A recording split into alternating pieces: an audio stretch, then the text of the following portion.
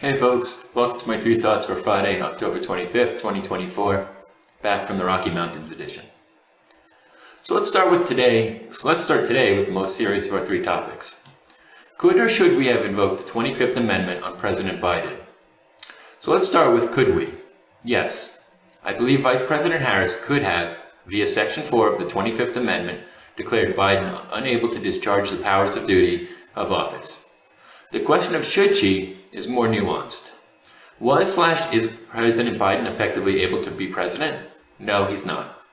Yet I still believe it would have been a mistake for Vice President Harris to invoke the 25th Amendment. Let's assume she did use it, and not without cause here. My fear is that it would have a longer-term destabilizing effect, as future generations would push the scope and concept if it had been shown to already been an effective way to replace the sitting president. Yet we are left with the very real problem that President Biden is likely senile, and worse, has been for quite some time. As is, there is also no way to ensure that this doesn't happen again. The best thing I think we can do is create a new constitutional amendment that would effectively create an objective standard as to when a person can no longer perform the duties of office. This testing should definitely include basic cognitive functions at minimum.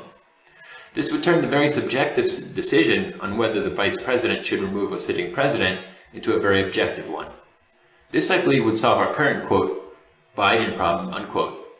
It would also make us more fit as a nation in general, as we would ensure at least a minimum level of intelligence in the presidency. So what do you think? Am I on the right track, or is there better solutions for these concerns? My second topic is about my hike the other day. I decided to go outside and enjoy nature a little bit, as all Shintoists should.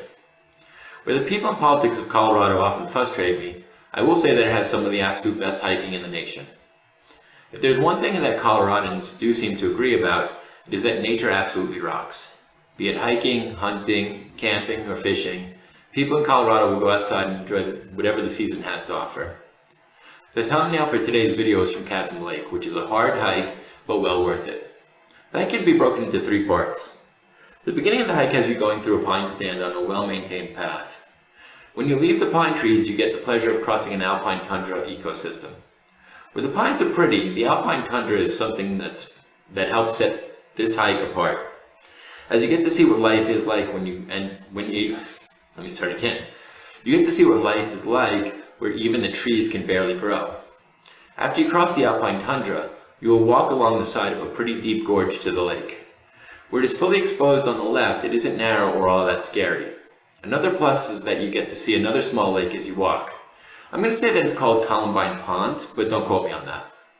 The final stretch has you scrambling over boulders to the lake. This part is usually pretty icy and takes some skill and patience, but scooting your way down afterwards is probably the best play. The lake itself is gorgeous and is used on the Colorado Edition quarters. If you get a chance, it is definitely a good hike and one I do recommend. As a bonus, there's no need to get a reservation for this trailhead. One last note is that guidebooks have it at 9-ish miles, but I think I put it in around 11 miles when it was done. My last one for today is a quick story from a new publisher. I remember only a week or two when I uploaded my first video. I wasn't delusional and I didn't think that a poorly edited, poorly spoken video would go viral, but I had expected to get a few views. It got exactly 0 views. As did the next 4 videos that I uploaded. I won't pretend that I wasn't frustrated by the 0 views. I was, though, surprisingly excited when my 5th video actually got a view. Not views, it got a single view. And where you would think that would almost be as frustrating, surprisingly it made me really happy. So for the one viewer out there who took the chance and clicked on my video, from the bottom of my heart, thank you. Until next time, may your family and meals be healthy, peace. And let's go Nuggets.